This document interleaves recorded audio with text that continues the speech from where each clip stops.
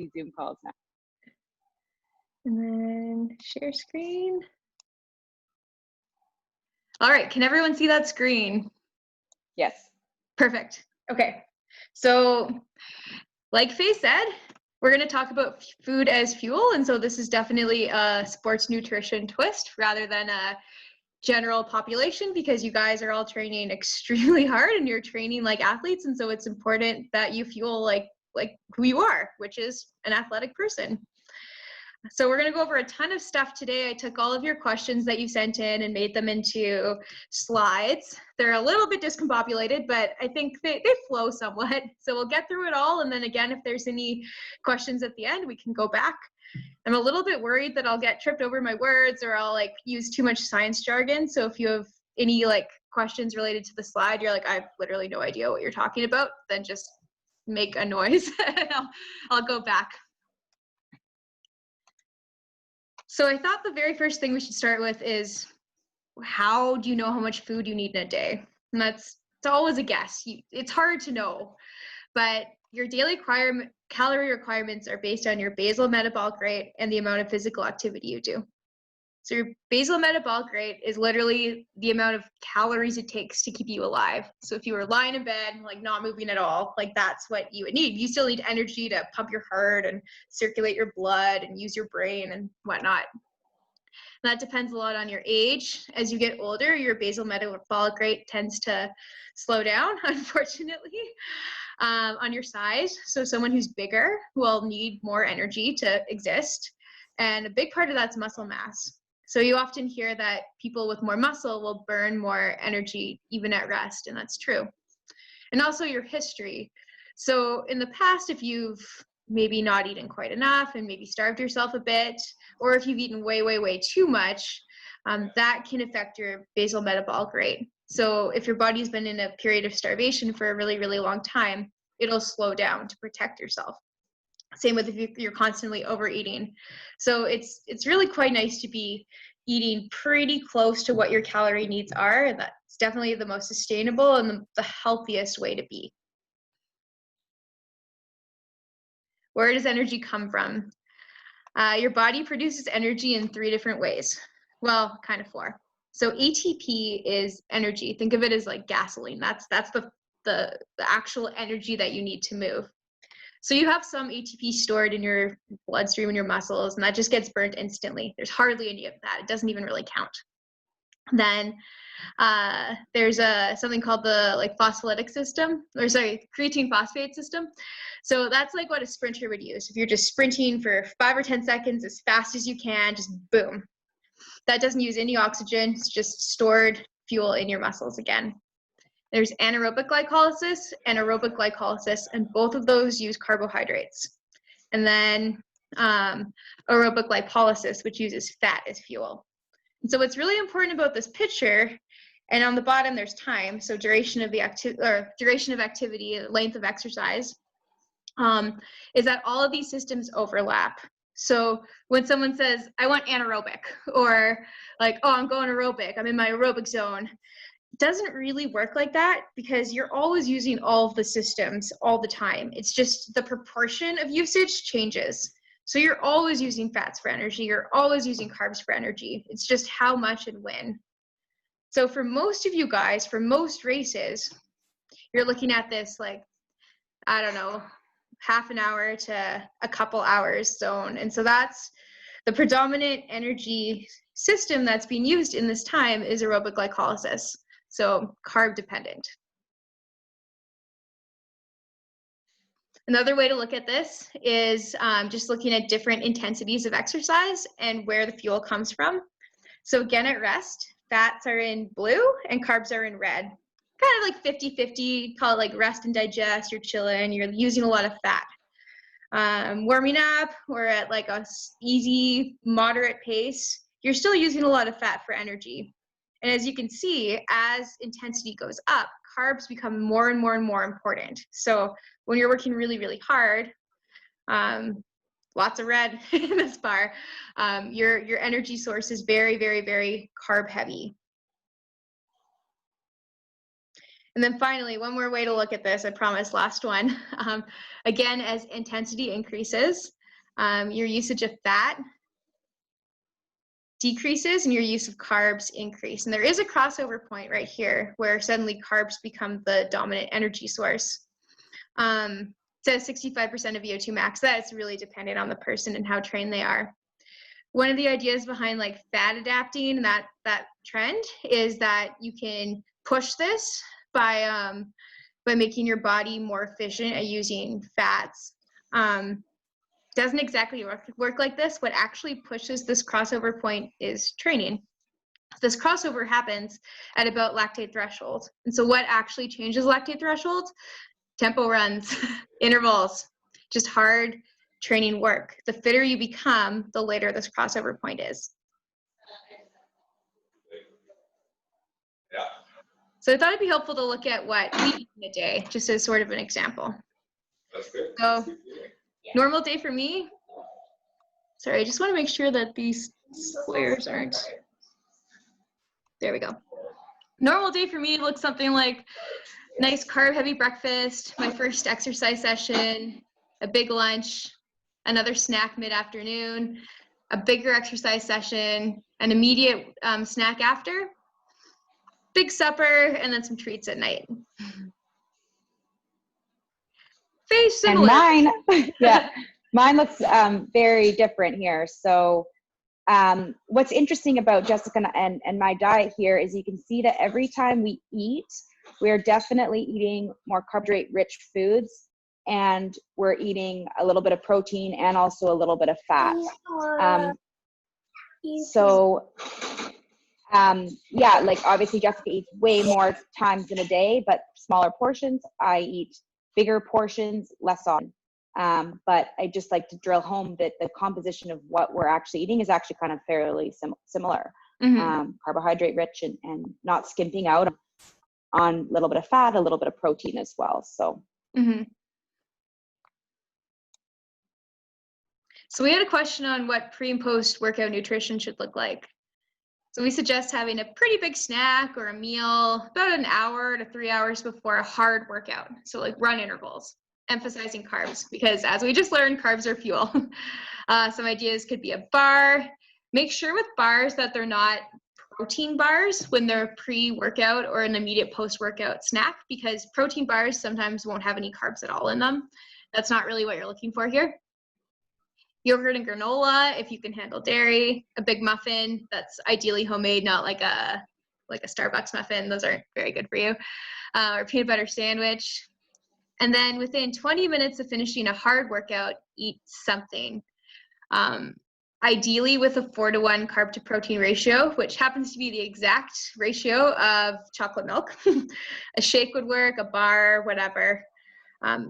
This post-workout window is when your body is trying to repair itself from the damage you just did to it, the very, very most, because it just happened. And so giving it fuel right away, right off the bat, is so important to maximize recovery and maximize gains from that workout, because you don't actually get better from the workout itself. You get better from recovering from the damage from the workout. And so this will really, really help with that.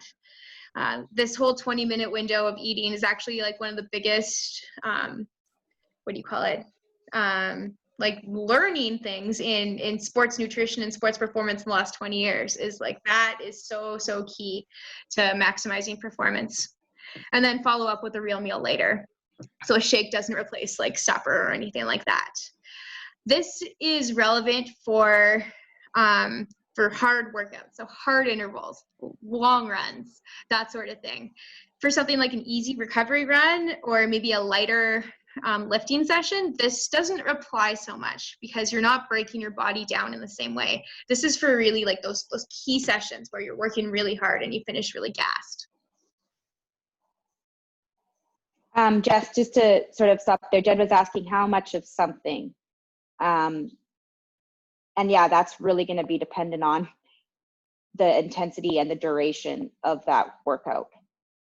Mm-hmm. And yeah, it's really, so you don't really hard to say. Yeah, you don't want to go into a workout hungry if you can avoid that. It's not fun, but you don't want to feel like lethargic and like bogged down and heavy and bloated either. So play around with that. You just want to feel good. You don't really want to think about your stomach. And then after, I'd say like 200 to 300 calories would be a good amount to get in right off the bat after a hard workout. Thanks. All right, leading up to race day, do you change your diet? We think not a ton, because since you're tapering, you're naturally training less. And so because of that, you're now topping up your glycogen stores. So glycogen is carbohydrates stored in your muscles. Super important for fueling. Since you're not beating yourself down so much and using these stores quite as much, you're able to top them up without really needing to like do a traditional like carbo load like marathoners used to, where they just absolutely binge on carbs in like the 3 or 4 days leading up to a race. It's not really necessary unless your race is very, very long, like a super, super long ultra, and then maybe you'd want to look at that a bit more. Hydrate, especially if you're traveling. Consider sipping electrolytes. I really like Noon. I find it very like palatable. And it's a good reminder to keep drinking. If you find yourself drinking a lot of water and then having to pee like every 10 seconds, then you may benefit from some electrolytes, because it just really helps to absorb that water into your system rather than just having it go right through you, even if you're not exercising right then. Make sure you have a good pre-event dinner, a good breakfast, and plan your pre-race fueling. Oh, sorry, not pre-race, during race. And practice that at home first. So pre-race dinner is not the time to have a salad. That's when you want a nice like chicken and potatoes, chicken and rice, pasta, that sort of thing. Something that will fill you up and keep you feeling fueled and ready. A good breakfast. Sorry, Jess, one thing that I think that we should talk about too is this. A lot of people, I've seen a lot of my girlfriends make this mistake, is they're choosing to eat like sometimes you might have to eat perhaps not as healthy of food. Like you're not eating like whole grain this and whole grain that and a whole bunch of stuff that has a ton of fiber in it, before your race or the night before or even the morning of, just because that can cause a lot of obviously issues with bowel movements, let's just call them. Yeah. So just something to keep in mind sometimes. I eat like white bagels, and I stay away from, I eat white rice before, and I stay away from anything that has too much fiber in it for that reason. Great point. Yeah, and that's where practicing is really helpful. So practice your race fueling, and also practice your pre-race, like pre-race meal fueling. So if you find that you're going for a long run the morning after, I don't know, eating a ton of veggies and brown rice and roughage, then maybe don't have that before a race. Also, if you're traveling to somewhere really amazing, like, I don't know, India, maybe save the local cuisine to after. There will be time to try all the treats after. It's maybe personal experience. Working out on the fly. So what happens if you don't really know when you're going to work out in a day? Like you have half an hour's notice, you have an hour's notice, and you don't have time or the capacity to plan this perfect fueling strategy. I suggest finding snacks that sit well. Even dry crackers or fruit leather they'll help. They'll help to starve off hunger and just give you a bit more energy for your workout. Just anything to get a bit of carbs in. And if you eat at regular intervals, then you're kind of always fueled, and you're probably never really at a risk of like, oh my gosh, I'm about to starve, I'm gonna like fall over with hunger here. Probably won't happen if you're eating every hour or 2 or 3. A good way to mitigate that is to just keep a box of Cliff Bars in your car or at your desk in your office.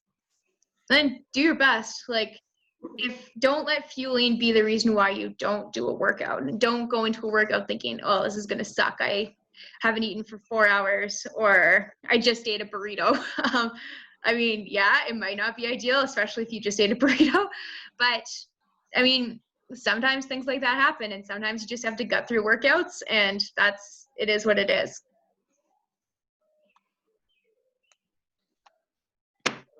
What about the early birds, the people that just wake up and roll out of bed and hammer out their workout? I mean, if you're getting up at 5 a.m. to do a workout. Getting up at 3 just to have a bowl of oatmeal is completely unreasonable, and I don't suggest you do that. But what you can do is have a good dinner the night before. Make sure that you're nice and full when you go to bed, and make sure you're hydrated when you go to bed, because like not drinking water for 6 or 8 hours or however long you sleep will certainly dehydrate you, and so you're waking up in that state. Try and eat a small snack, even just toast, a bar, crackers, a muffin, whatever. And if that's too much, even juice or a sports drink can get some sugars into you before you head out to hammer out a hard workout. I know that a lot of people are like, oh, I feel fine. I just want to get it done. This is a burden, but just even juice will help. Just having some sugar in your body will make for a better quality workout. There's sort of a fallacy that exercising in this fasted state will basically just burn a ton of fat, because that's all you have in you. If you don't have fuel to burn, then you have to burn fat. And that's maybe true in very like morbidly obese people or very sedentary people, but in athletes like you guys, what's then sacrificed is the quality of the workout somewhat. So without adequate blood sugar, you can't push as hard. And so you will most likely run a bit slower than if you had fueled properly. And because the intensity is now dialed back a little bit, you're then not getting as strong of a training effect, and you're burning less overall calories because you're not running as hard or as fast or as far or whatever. And so the actual net benefit doesn't exist. Well, I mean, you're still benefiting from the training, but you're not benefiting from doing it fasted in itself, if that makes sense. Oh, and just something on that note, it's, we're talking like there are, it really, like we've pointed out before, it really depends on how that is. Like we're saying, if you have a 30-minute shakeout run to do, like go ahead, do that fasted. Mm-hmm. That's not a big deal. But like anything longer or intense, it's definitely not recommended. So don't feel like you guys have to, before your 30-minute, pre-race warm up, you have to eat or anything like that. We're fine doing that. Just not making it a habit is kind of what we're saying. Yeah, you'll feel a lot better. Fueling during the long run, this is a big one. And if you do have a longer race, maybe this is something that we should talk about on one of our calls to make a strategy for you. But basically, fueling for a long run and a long race is super, super, super important, because the more carbohydrates your stomach can absorb, the better your performance will be. This has got to be practiced because GI issues are really common. Like you always hear stories, or maybe you've experienced it, of athletes who like cramp up or have to go to the bathroom really bad or throw up or something because their stomachs just get really upset by all the gels and sports drink and whatever that they're taking in. So it's sort of a double-edged sword, because you need it, but too much is not a good thing. So it really, really needs practice. Your gut can literally be trained to absorb more carbohydrate. So if at first you're like, oh God, this is awful, you can train yourself out of that. And that's hugely important, because again, the more carbs you can take in, the more fuel you have for your exercise, the less likely it is that you'll bonk, because bonking is literally you've run out of carbohydrate, out of glycogen, out of glucose, out of blood sugar. It's gone. And that's what bonking is. So this gives you energy to not have that happen and to allow you to sustain your pace and your work rate for much, much longer, or for your entire race. And on that note, Jess, as well, if you're, doing a long run and you're not eating any during it, it's almost like the rest of the day is shot. Like you just will feel like a bag of crap. I know I've done that before. And I'm like, wow, that run, basically, you made that run harder than it needed to be. And the rest of the day, I'm just like out of commission. Like I have to lay down. There's just like not much else I can do. So by doing it, starving or not giving yourself fuel, you guys are just like adding an additional stress to an already fairly stressful thing to do, stress on your body, like the long run. So it's just kind of unnecessary. And just speaking of experience, like Jessica's been on my back about eating. I used to go like 2 hour, 3 hour runs and not eat anything. and I would, like I said, be out of commission the rest of the day. And once I started, you know, doing gels and stuff, first of all, I enjoyed my long runs a lot more. And I just felt like I could continue on with my life after the long run. Like I could still work on my computer. I could still hang out with my friends. It wasn't like this terrible deficit that I was in, and I was days to come out of that. So I really think this is important. This is something that I've definitely changed, and it's made a world of difference. Mm-hmm. Mm-hmm. In a shorter long run, don't worry about it. I put in here it's relevant in long runs over 90 minutes or so. Honestly, with a 90-minute run, I would do it if I found in long runs that I was feeling pretty crappy at the end, or if I was practicing for a longer race. If it was just 90 though, and I was tolerating it pretty well, probably wouldn't worry about it. But as the run becomes longer and longer, it's obviously more relevant. Good starting point is trying to get in 30 to 60 grams of carbohydrates per hour. You break that up every 15 minutes or 30 minutes. Make sure you take water with it because you need water to help absorb all that sugar. Elite marathoners and mountain runners can try and take in like 60 to 90 grams of carbohydrates an hour, up to 120 grams, which is so much. But you have to remember that mountain running is a little bit different, and cyclists take in a ton too. It's a little bit different because there's more of a power component, and there's less jarring. So if you're running up a mountain, if you're on a bike, your stomach's not like shaking as much, and so you're able to tolerate the carbohydrate better. This is especially important for OCR racers because of that added power component. You're going up and down mountains, but also the little tiny bursts of energy that you need to get through obstacles. That makes OCR different than road running, and so fueling is that much more important. All right, we wanted to go over a few nutrition trends, and maybe this is from a place of arrogance, but I always figure if an Olympian doesn't do it, why would you? Because kind of like with a lot of sports interventions, what I always think of is like, so what group of people have the most resources poured into them, the most research, the most money, the most this and that, like do or die performance sort of thing? I think it's probably Olympians. They're not too jaded from like sponsorships and like hokey things and whatnot. It's just purely like, what does the science say? Let's implement that. We need to perform.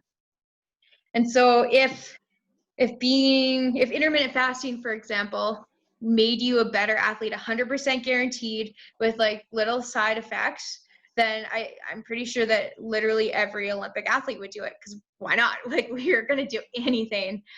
And so if it doesn't, or if we're not doing it, then probably research hasn't shown for it to be that effective. So let's go through them.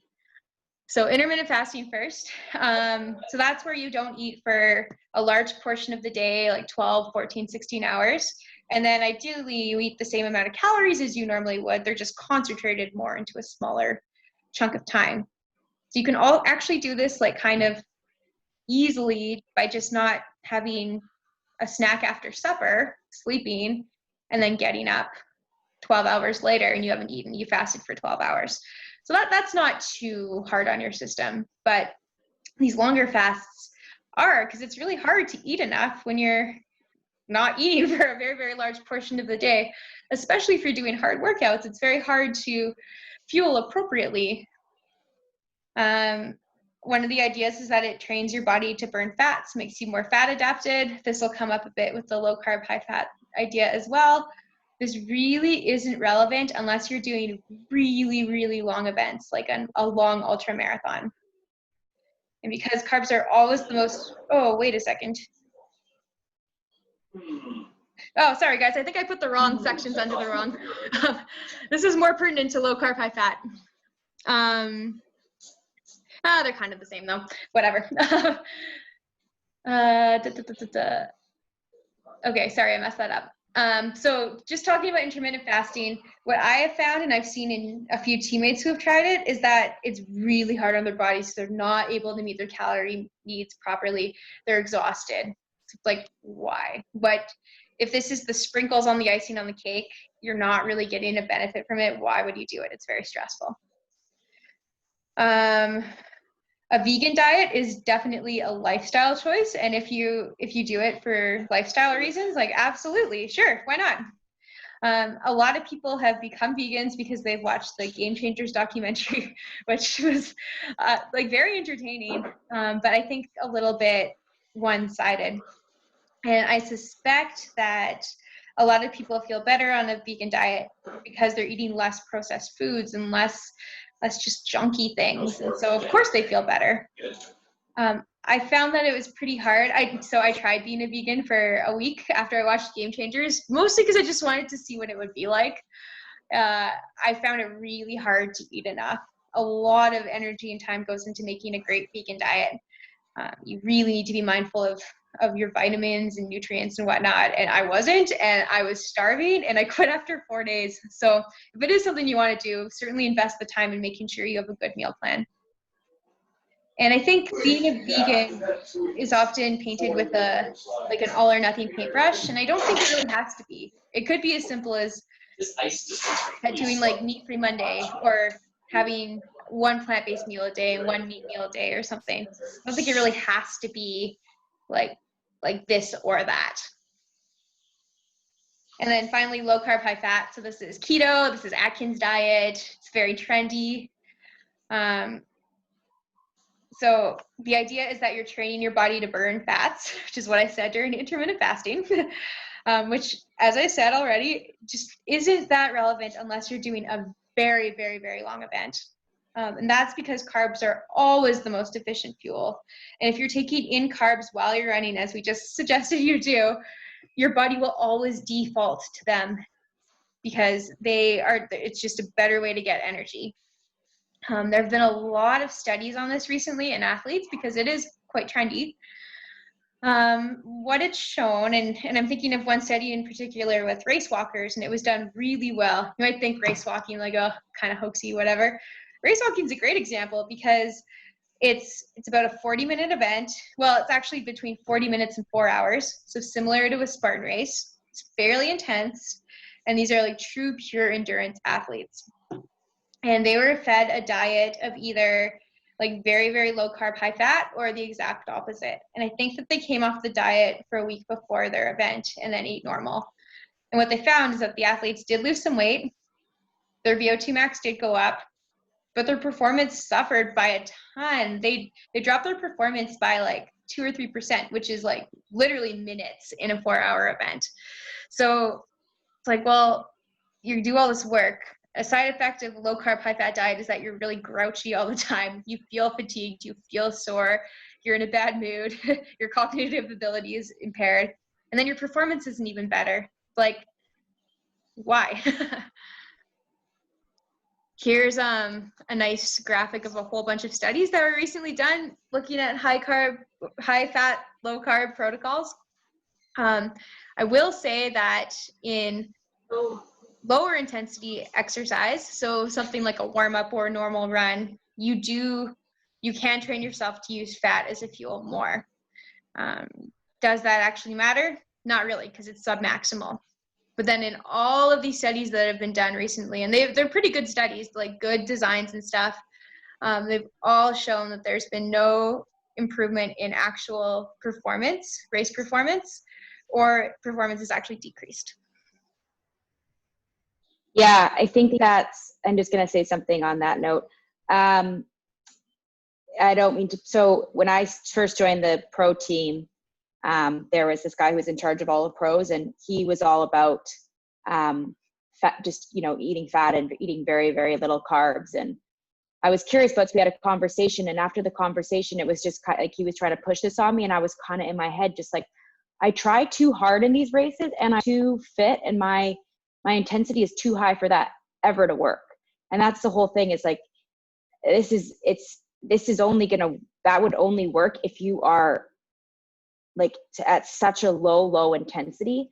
And the whole point of training is to get you guys to work out and race and compete at a higher intensity. Mm-hmm. That's what's going to make you win races. So it just doesn't make any sense. And I remember I went for a run with this guy who was promoting this. He was barely moving. And I was like, okay, I could just guarantee if I was to give him a little bit of sugar, his mile pace would have been shaven off by 1 to 2 minutes per mile. So and this is in the OCR world, I know this is sometimes pushed, this fat thing, and it's not correct. So I just wanted to say that. Right. Another big thing in the OCR world is supplements. So I thought I'd pop into what actually works. Short list, iron, especially if you're a female and especially if you've tested low. So I really recommend all athletes, but especially females, get their iron and their ferritin and their hemoglobin tested every year, because this can be kind of sneaky and you can be low in iron without really realizing it at first, and it can really derail your performance. But I'd also advise not just blindly taking iron supplements preventatively, because you can actually have too much iron too. BCAAs, Faye's favorite, branched chain amino acids. So this is a type of protein that's really good for repairing damage after workouts. Vitamin B12, especially if you eat a more plant-based diet. Magnesium is really good for muscle relaxing, and it's hard to get in your diet. It's also really good to have it before bed too, like in a drink.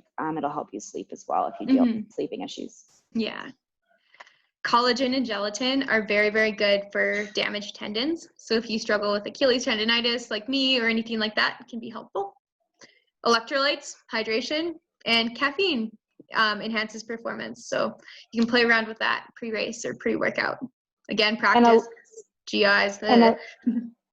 Sorry, Jess.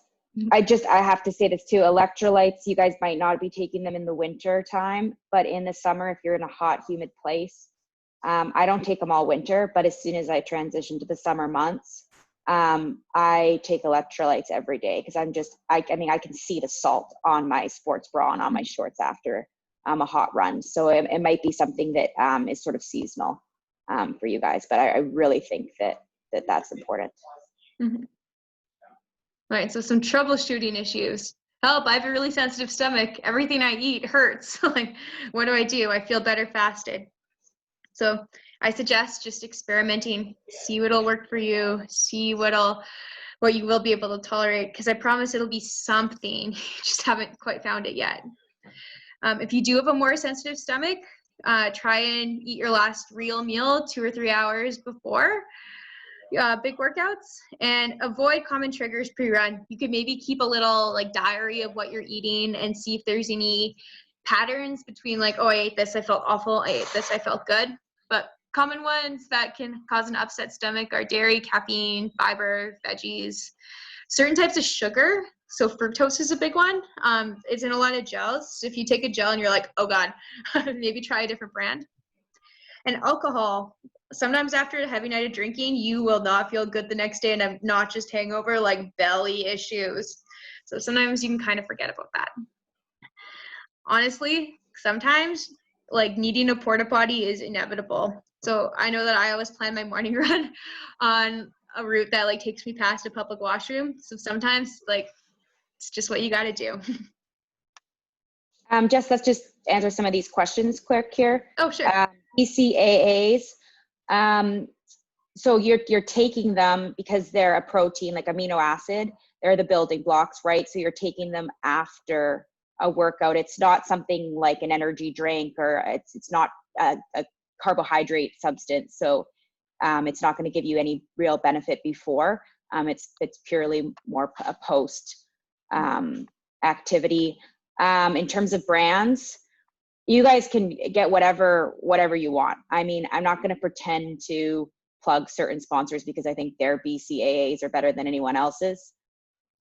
Just get whatever you have access to, whatever's a good price. I haven't found a difference between a variety of different brands. I kind of just like to go off taste. And then, can you read the questions out loud, Faye? I can't see them. Oh, sorry. The last question was just, Jennifer, actually, thanks Jennifer for saying that she actually went through with issues with too high iron levels. So that's good to know, because I think a lot of people think with vitamins and supplements that it's completely just take it as much as you want, you'll pee it out, nothing will happen to you. But yeah, it's nice to know that you can have that. So thanks for that, Jennifer. Mm-hmm. Another thing with supplements, and I don't know how important this is to you, But as an Olympic athlete, drug testing is very, very, very important. And so I have to make sure that every supplement I take is like Safe Sport certified or Clean Sport or whatever. There's a bunch of different certifications. But if that's something that's important to you, or if you think that you're in a position where you'll be drug tested for sport at a Spartan race or something like that, then be mindful of whether your supplements are clean or if they're potentially tainted, because it doesn't matter if you have bought some BCAAs and they were tainted with a prohibited substance. It doesn't matter. It's still your responsibility because you took them, and it's hard. It sucks. So the supplement industry is sketchy and scary. So just try and get nice, pure products if possible. All right, other troubleshooting, and this is a big one. Okay, this is great that you keep talking about food, but I want to lose weight and perform better. How do you do both? So the biggest thing to remember is patience is key. Small changes are what's going to cause sustainable weight loss. And I know at the beginning I said if you starve yourself, your basal metabolic rate's going to go down. It's not healthy, blah, blah, blah. But I'm not talking about starving yourself. I'm talking about cutting just a small amount. Even 300 to 500 calories a day is probably your best bet for sustainable, real weight loss. And that can be as easy as skipping a junky snack, swapping it for some fruit, reducing your portion size just a little bit at dinner, just small changes. And on that note, that 300 to 500 calories a day, you could decrease your calories by nothing, but Jessica's increasing your running volume, so you're actually getting that 300 to 500 calorie deficit anyways. So it's not all just about calories, also about energy expenditure. So adjust your training as your running is increasing and your mileage is increasing or decreasing is really important to understand. Yeah, for sure. There are 3,500 calories in just a pound. And so often people will be like, oh my God, I gained 2 pounds at like dinner last night. Or like, oh, I'm thin. I just went for a run and I lost 4 pounds. And neither of those are true. That's literally impossible. Unless your dinner last night was 10,000 calories, which like, I think you would be so sick that there's no way you would even stand on a scale because you wouldn't be able to get out of bed. That's water weight. That's constipation. It's stuff like that. So just know that changes are slow, but they're sustainable. And with this, don't skip on pre and post workout fueling on hard days. I mean, it can be easy to be like, oh, I just won't have my post workout snack. I'm not even really that hungry anyway. But the harder you work, the more calories you burn, there's a net benefit. The better you recover, the more you can train, net benefit. Plus your goals here, like all you guys who are training with us, many of you do have some weight loss goals, but you're also very, very focused on performance. So never lose sight of that. A hack that you could do though is planning your training session to end close to a meal time. So maybe you don't need such a big after workout snack because you're immediately having supper. And just be aware of what you're putting into your body, the nutrition makeup of your snacks and meals. Like if you go to Starbucks every day and get a muffin with your coffee, that muffin like has a ton of calories in it. And honestly, they're not even that good. So I don't think they're worth it. Personally, I'd rather have a cupcake. But would you be just as satisfied with a homemade muffin or a bar or an apple or something like that? Just knowing what you're eating is really, really important. And note habits. Like if you're in the habit of, well, for me, for example, every afternoon around pretty close to now, I'm like, oh, I'm kind of hungry. And I reach for a bag of chocolate chips. I love chocolate chips. And I just have a couple handfuls. And that's, that I could cut some calories there. I could make a better snack. So just note what you're like just blindly doing. Do you want to share your hacks, Faye? Oh yeah, I should share my hacks. So yeah, I cannot eat anything out of the bag. I'll eat the whole bag.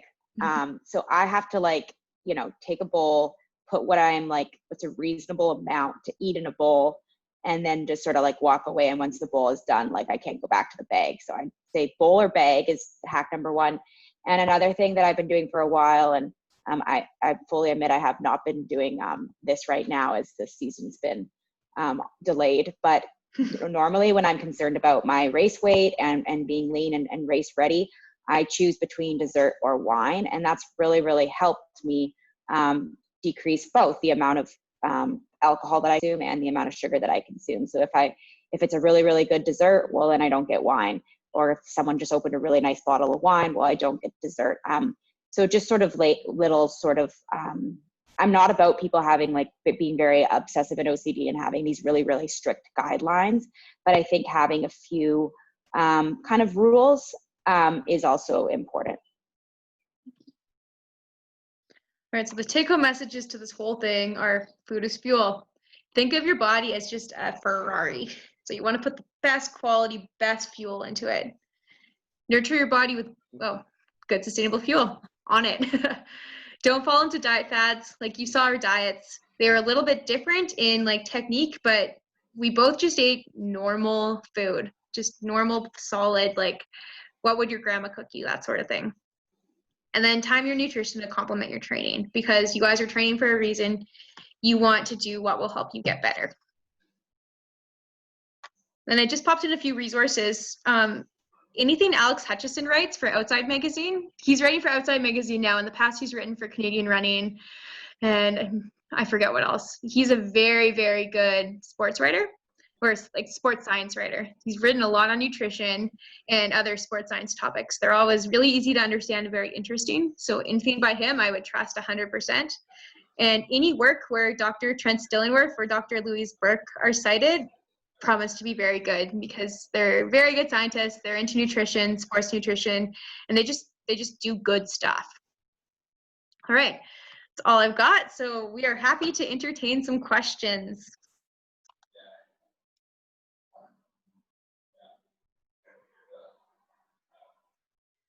Any questions? Or are you guys all experts now? No questions. Does anyone have any hacks of their own that they think would be helpful to the group? Damien's thinking hard. Like, I'm trying to think of something, but I normally just eat. I try not to think about it. Yeah. That's the best person to ask. I'm a big fan of eating to hunger too. Like if you're hungry, even if it's not like following your diet, you're hungry, eat. If you're full, honestly, if it's post-workout, still eat. But no need, like your body is smart. yeah. I think the biggest thing that I've had to kind of realize is like a lot of these fads have become because of the way we sort of live our life. So most people are very sedentary. They sit in an office all day. So like, yeah, they're going to have to make up for that somehow. So they've created these crazy diets and these crazy trends because I mean, not to be rude, but they just choose to sit on their butt all day. So of course their metabolism is going to be completely screwed, but you guys are not that population. So yeah, I just don't get like influenced by, I guess, the types of people that have a lifestyle that's vastly different from yours, I think is the main thing. And I know food can be kind of, you know, a sensitive subject. And I'm here with some girlfriends, and, you know, I don't eat like them. I eat very differently. And it's taken me a while to just sort of accept that. And you don't feel like a pig, or you don't feel weird. This is just, you have a different lifestyle. Your energy expenditures are extremely different. Mm-hmm. So. All right, Jamie asked, nerves and fueling pre-race morning of. Okay, that's a good question, because sometimes you're like, oh my God, how am I going to eat this and perform? I think having a plan beforehand is really good. I know I normally race in the afternoon or evening, and so you have an entire day to fuel for, which ends up being really long. But writing out like, okay, my race is at this time, working backwards, which is actually just a very good race strategy anyway. If I need to be here at 10 a.m., okay, great. I'm at the start line at 9:30. Okay, great. I'm at the venue at 8:30. Great. I leave for the venue at 8. That means that I'm packing my clothes at 7:30. I wake up at 6:30. At 6:45, I'm eating oatmeal and coffee, or whatever. Oatmeal and a banana, coffee and a banana, whatever. Like something you know will sit well. And yes, on race morning, like your gut can do some crazy things. But bland food is key. And I think just like having a plan and following through with it, and kind of taking emotion out. Like, I don't know if I should eat this. I'm really nervous. Just do it. Yeah. And I think that what you guys kind of the energy requirements of a race and your long run are probably very, very similar.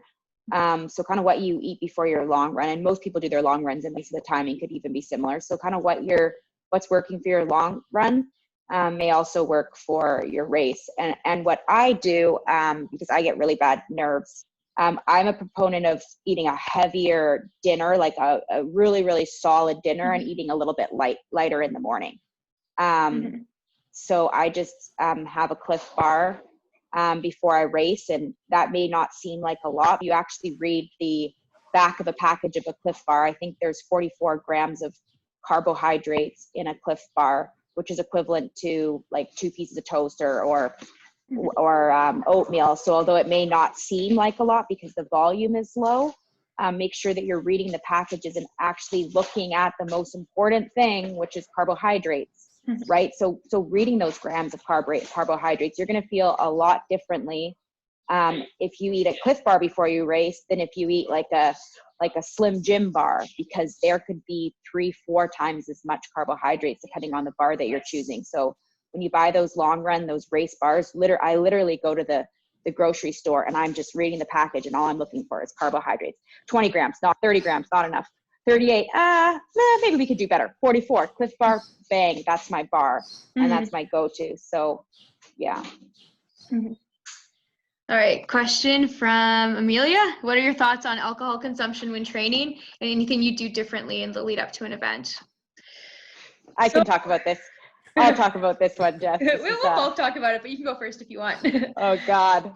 I like to drink. I do. I'll totally admit that. Drinking is dehydrating. We all know that. I don't need to say any more about that. We're all not, we know that. What it also does too is it can so if you're doing excess, like it will decrease your testosterone, and which makes it really hard to keep on lean muscle tissue. So it's not good if you're trying to develop some lean muscle mass. And as we talked about, a good way to increase your metabolism is to have some lean muscle mass on you. So you don't want to do things that are going to inhibit your ability to put on lean muscle mass. And alcohol and the effects on, especially testosterone, will definitely do that. So, I mean, I'll just tell you guys exactly how much I drink. I'm with friends right now. We rented a house. So yeah, I'm drinking what I want because this is a social time. I'm on a break.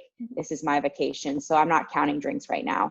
But when I'm back in my regular life and I'm training, I split no more than a bottle of wine with my boyfriend with dinners. So that ends up being 5 glasses. I give him 3, I get 2.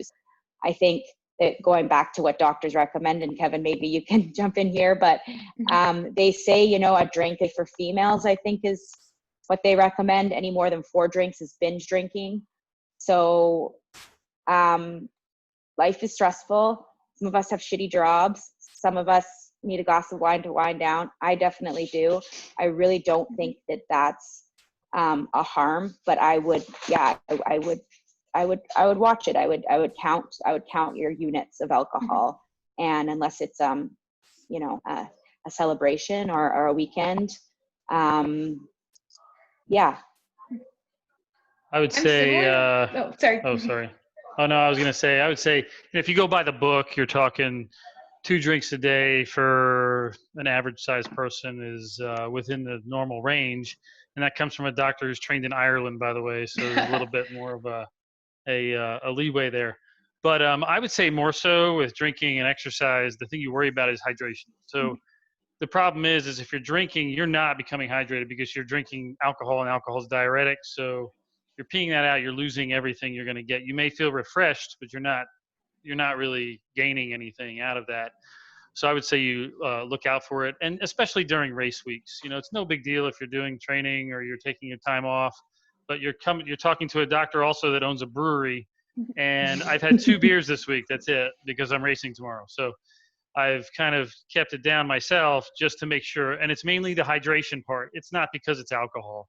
It's to make sure that I'm not diuresing and I'm not getting dehydrated, because, if you're even just a couple beers 2 days before could catch up with you towards the end of a longer race. So, Right. but I'm a big proponent for, everything in moderation. Just don't go out and, drink 10 beers and Mhm. think you're going to recover the next day, especially, well, some of y'all are a lot younger than I am, but it catches up to you after a while and you're not going to perform that next day. So Yeah, agree 100%. It's the hydration and the recovery from the drinking that's probably more damage inducing than the drinking itself, but it's nice and it's a good mental release and it can be a very social thing, and that's fine. That's part of recovery too. So it's just moderation. We could all just be like Jess, who is like 10 pounds, and just have half a 4% beer and be tipsy and never go over our alcohol expenditure. No, it's a curse, because then I'm out with friends. I have one beer, and if I have my second, I have the spins. It's a problem. One thing on that note, so like I find, and I don't know if you guys are similar, but for me, I tend to be like really anxious and I like get stressed out about silly things. So wine for me sometimes can just be a way to wind down and relax at the end of the day. And there's a lot of stuff out there that can do the same thing. And, I even just like my magnesium hot tea, I find kind of calms me down, or I use CBD now and that kind of calms me down. And other techniques like listening to music and just being a bit more creative on the ways that you can let your mind, I guess, rest and get rid of some of that stress that you may have that's outside alcohol. And if you guys find any, let me know, because I find nothing works better than wine. So I'm kind of being hypocritical now, but yeah, I think we need to work to find those little hacks that aren't alcohol.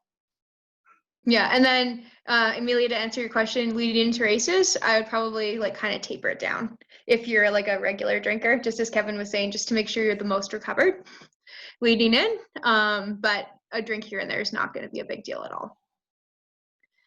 Okay, Laura's asking, can you drink caffeine before workouts, or after, or both?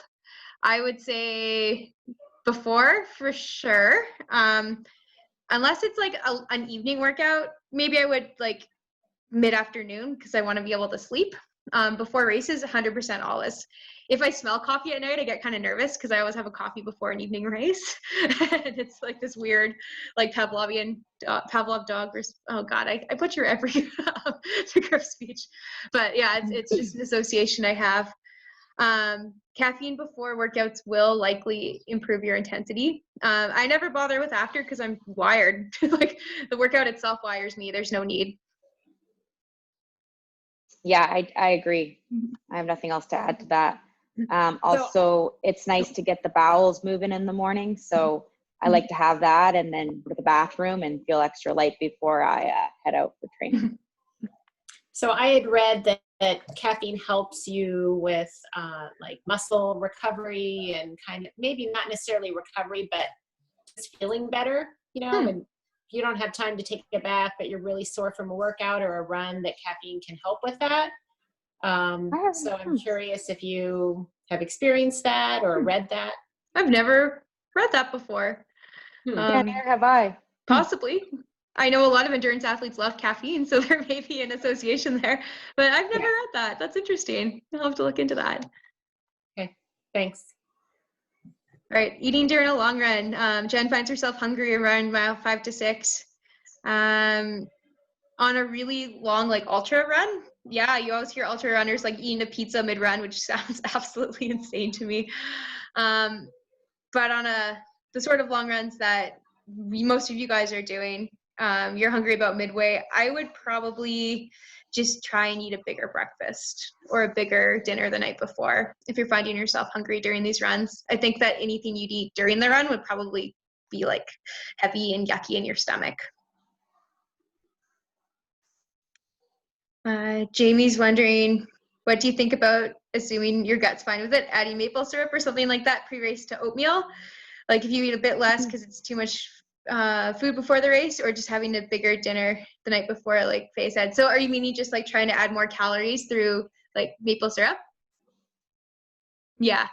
Yeah, that would work. Maple syrup's like a pretty simple sugar. So I would, with the fiber in oatmeal, that might be okay, because fiber kind of dilutes the GI response to that sugar. has, so that could work. I wouldn't just like dump sugar on though, it might be kind of excessive.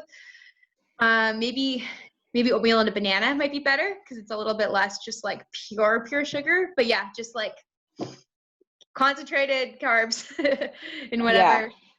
Yeah. But Jamie, I think what's good about that is the worst case is trying to add calories before a race and using fat as a means to do that, because fat is really hard to digest. So I'd rather you say sugar than adding, a whole bunch of nuts to your breakfast or a bunch of oils or butter and something like that. It's just not very easily to digest. So that's a better, carbohydrate's always better than the fats to add those calories before a race. But during normal life, fats are a great way to, like my diet doesn't seem like I eat very much, but there's a lot of fat during, there's actually a lot of fat in my diet. And that's why I'm sort of, it's holding me over for longer periods of time. Because I do eat cheese and I'm eating ham and bacon and these sorts of foods that are higher fat. And I'm not talking about before I'm talking about after I work out. So fat is important if you feel like you're hungry all the time. And I'm sure you guys know that. Don't be someone who's afraid of butter all the time and oil. Yeah. So Jen, as a follow-up, was asking to her question about being hungry on long runs, if she could eat things like gel or gummies or even half a bar. Yeah, try it. If it works, absolutely. I can't think of any reason why you wouldn't try. And then Noah's wondering, this is a really interesting question. He's saying he feels like his body almost runs out of carbs around mile 4 to 6, and then mile 6 to 7 really suck, and then around mile 8, it's like he feels better. He's wondering, did his body switch energy sources? Could it be switching to burning fat? Does that make sense? I would say no. I don't think that it's like, the thing with energy systems is it's not really a switch flip, it's more of a dimmer. So over time, you're never going to be like, boom, I'm doing this, now boom, I'm doing this. It's more like, I'm gradually burning more fat and less carbs. I don't think that would be happening on a run that's that you then feel good around mile 8. Like that's too soon. I think more likely I don't really know what's happening. If you're just settling into a pace, or sometimes you're like, it's almost a mental thing. Like your body at first is almost like fight or flight. It's like, what am I doing? This is hard. This is really long. Why am I exercising like this? I had that experience today on my run. I did my first 30-minute run, which is not very exciting, but I've been injured. So 30 minutes. Hey guys, we're all running more miles than Jessica. High fives. Everyone here is. Woo! Even Laura, who's also in a walk run, I think.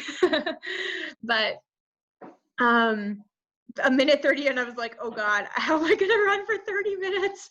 And then 5 minutes in, oh my God, I can't believe I have to do this for 25 more minutes. 10 minutes in, okay, I'm all right. And then like kind of 10 minutes on for the rest of the run, it was still hard, but I felt a lot better because I'd almost come to terms with like, okay, this is how it is. It's probably not going to get worse. It's probably not going to get better. And it was a lot easier to process. So maybe, I don't know, maybe it's a focus thing. Maybe it's that. I don't think that it's an energy system thing. But if you feel like you're getting really tired at the beginning of a run, you could try, like just look at your fueling, make sure that you're well fueled before you start, you're awake, you're well hydrated. So always some room for experimentation there. All right, I think that's everyone's questions. Jen, I appreciate your honesty. She had a drink last night and can attest that it does make you feel like garbage the next day. She unfortunately did not become immune to alcohol, as none of us are. All right, any more questions? Beauty. All right, well, thank you guys. Thank you for taking some time to listen to us blab on today. We really appreciate it. And you have a great rest of your day. Thanks, guys. It's good seeing everyone's face. This weekend. We have a few racers, Hannah and Kevin. All the best. Enjoy. Yeah, have fun. Look, you guys, take care. Take care. Bye, guys.